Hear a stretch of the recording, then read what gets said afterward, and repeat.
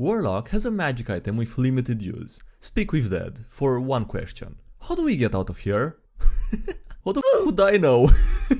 Hey, what's up Reddit? This is SkyDieRay, which stands for Solar Killing Yonder, doing instantaneous eradication rapidly annihilating you. How are you guys doing? It's always been an acronym. Anyway, welcome to another DnDGreentext video. Hope you're having a wonderful day today. And if you're not yet subscribed to the channel, you wanna consider doing so now. It only takes a moment, you can undo it later. I appreciate it so much, so thank you so much if you do that. And yeah, with that being said, I hope you enjoyed the video at least as much as it's needed for you to smash the like button on it. Anon cries himself to sleep.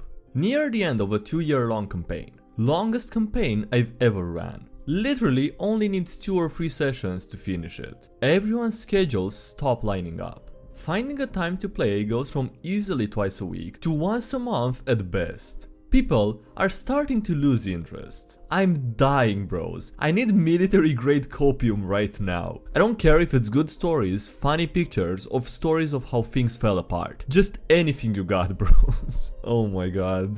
This has got to be like one of the worst things that can happen. Like sure, not finding a group at all, or you know, being stuck, not being able to go past the middle of a campaign or whatever, I guess, yeah, that sucks as well. But being literally really close to finishing a campaign, especially like if you haven't ever finished one before, this like and it's a long one, this has really got to be painful. Anon becomes a rule prosecutor. Anytime you or someone else rules lawyer for good, playing a 3.x game with a new DM, 2 chill players, and the forum baby wannabe to TO? Okay, Jesus Christ, it means theoretical optimization. Thank God someone in the comments knew that.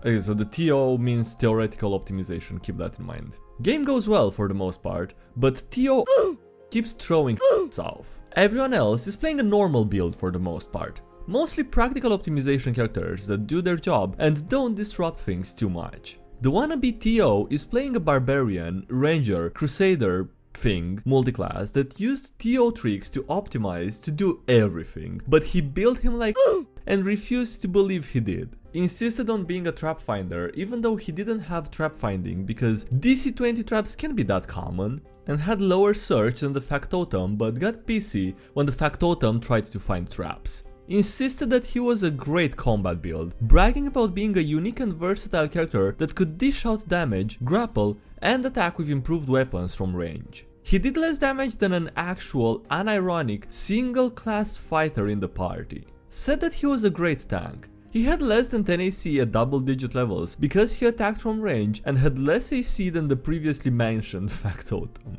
Tries to make himself the leader all the time, saying he's the biggest and should be the boss. Got pissy if anyone disagreed with him and tried to make all the social checks despite having no ranks in charisma skills, besides one in Leijutsu focus and the negative charisma mod. Was somehow an example of how TO raw is god nonsense and complained when anyone did something actually smart. Had a habit of just leaving when things didn't go his way and throwing tantrums when he died. If we didn't literally have to let him stick around, long story, he would have been kicked a long time ago. And before you asked, this dude was 32. I don't know how old the dude was, but I'm curious how old the dude writing the story was, cause Jesus Christ. Also it has more parts, so it's not over yet. Now, for the actual story.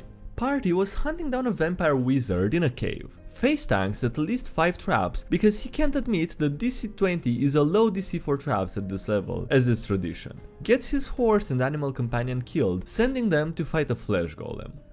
About how he's gonna need to pay for another horse and can't use his animal companion for flanking for 15 minutes. Wants to leave 2 encounters in and wait for tomorrow so that he can get his pets back, but we say no and he sulks for the hour. Eventually get to the boss and his lackeys. Dude goes first with initiative and uses his turn to activate a psionic expansion tattoo, drink a potion of enlarged person, and enters rage, which gives him a size increase because ACF in an autistic full round combo he clearly swore from JTP or something that results in him launching up to colossal size. And Jesus Christ, okay, ACF stands for alternate class feature, swapping out parts of the class for other stuff. And JTP, Giant in the Playground, a forum where a lot of RPG discussions take place. Okay.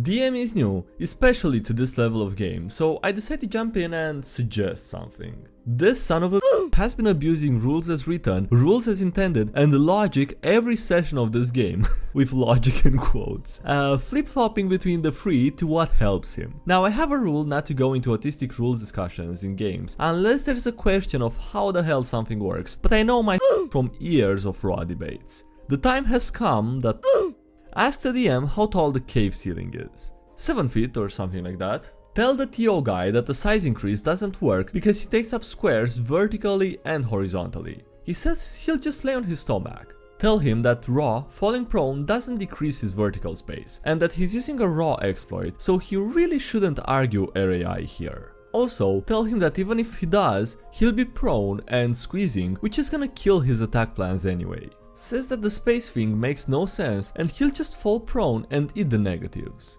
Also, tell him that from size measurements that 7 feet probably isn't large enough to accommodate his ribcage, given how much that size category expands you. Explain that raw precedent is that he would probably just stop expanding when he got to a size that the space couldn't support. Expanding more eaten, that would probably chunky salsa him or something logically. He says he didn't waste his consumables for nothing, and he doesn't care if he gets chunky salsa'd. He clearly didn't know what the term meant. DM, who had played Shadowrun before and was clearly done with his asked him if he was sure and didn't want to redo his turn. He screams yes at the top of his lungs. DM says okay and describes his ribs getting crushed and his neck snapping as he grew. Yells at me, Destruction Domain Cleric, to revivify him for the rest of the fight. After we win, he says that at least he got a contingent gentle repose, so I can revivify him and stop level loss. I cast Disintegrate on his body to clear the way so we can leave. He throws his laptop at the wall and starts yelling at the DM and me at the top of his lungs.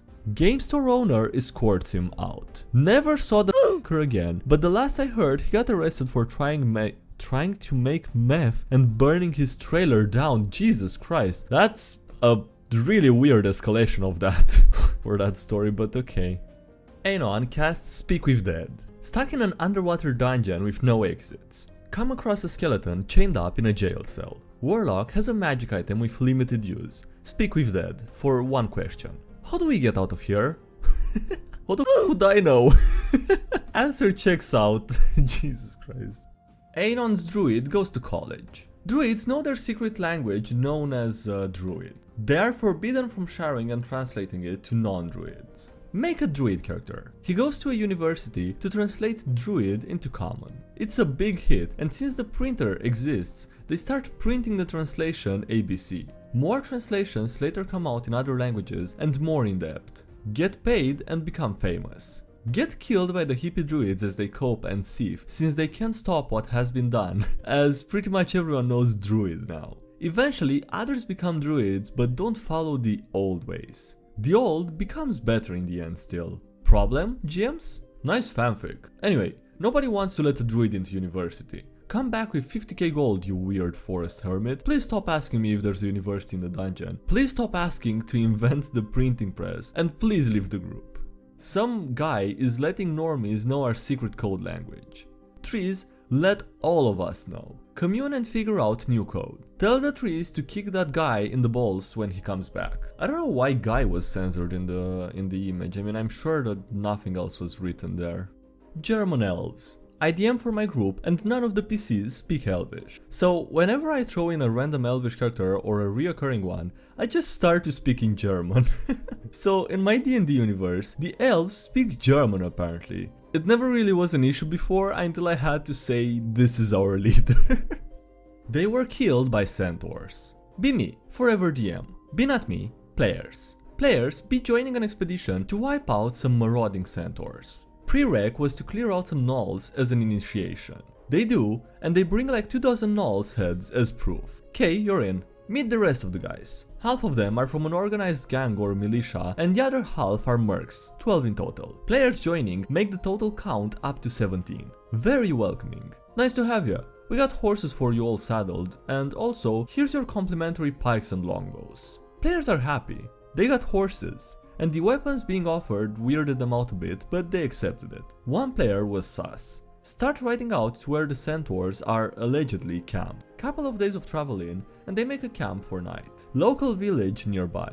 players are on watch with some of the mercs. Overhear the expedition leader in his tent chatting. One player rolls high on stealth to sneak up to the tent and overhear. Leader is questioning whether the players will be game to pose as centaurs and wipe out the village.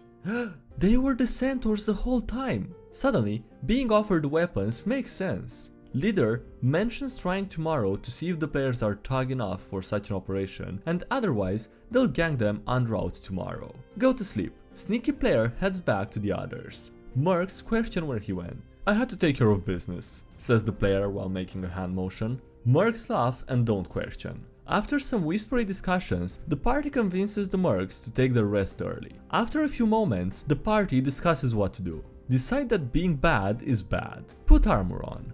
Gank everyone. Go into each tent and shank the entire expedition. Partway through, those few mercs wake up. They're actually a skilled group of a mage, a veteran and a priest. Have an intense fight. Blood everywhere. Eventually win. They loot everything, pack the carriages and all the... We did a good thing. As the session is concluding, one of the players casts Speak with Animals. Asks one of the expedition horses how they're doing. Please don't kill us, we were just following orders. Players briefly discuss the possibility of Hearse Guild and might put them on trial. Eventually, decide to just sell them back in the city. When back in the city, they go to the headquarters of one of the gangs that they signed up with. They are shocked that they are back alone. What happened to the others? Players. They were killed by the centaurs. Gang tells them to f off politely. They can't admit to their guild, but they're suspicious of the players. Players immediately go to the nearby mercenary guild and register themselves as a band. Their name? The Centaurs. I've never been more proud. That was great actually, that was a great ending. TLDR, players went from we're the Centaurs to we are the Centaurs. Time for gang war plotline. More shenanigans to come, I'm sure. I tried to play a non-edgy rogue. Be me, making a character for a new campaign. Decide to play a rogue, but want to be a typical edgelord rogue. In fact, decide to be the least edgy rogue possible, the exact opposite of the stereotypical rogue.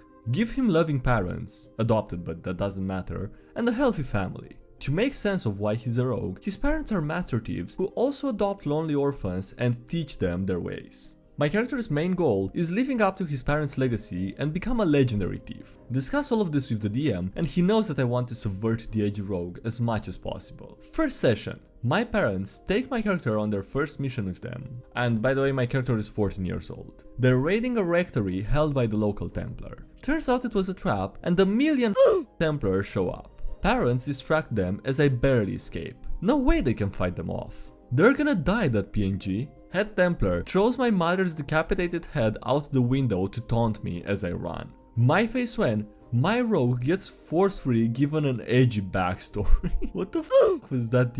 Jesus Christ. I would be mad at the DM for that. No, I would not accept that. I mean, especially after you tell them that you want to make a non-edgy rogue. That's just mocking you at that point. That is just a huge disrespect, to be honest. Alright, on that note, that's gonna be it for today's video. So thank you so much for watching, I hope you enjoyed. Don't forget to leave a like if you did and subscribe for more if you haven't already. Also, thank you to everyone supporting the channel on Patreon as well as on YouTube. I appreciate it a lot, so thanks so much for that. Links below if you want to check those out, as well as links to the social media, Discord, Subreddit, anything else. And yeah, that's it. Thanks again for watching. I'll see you next time. Have a great day. Bye.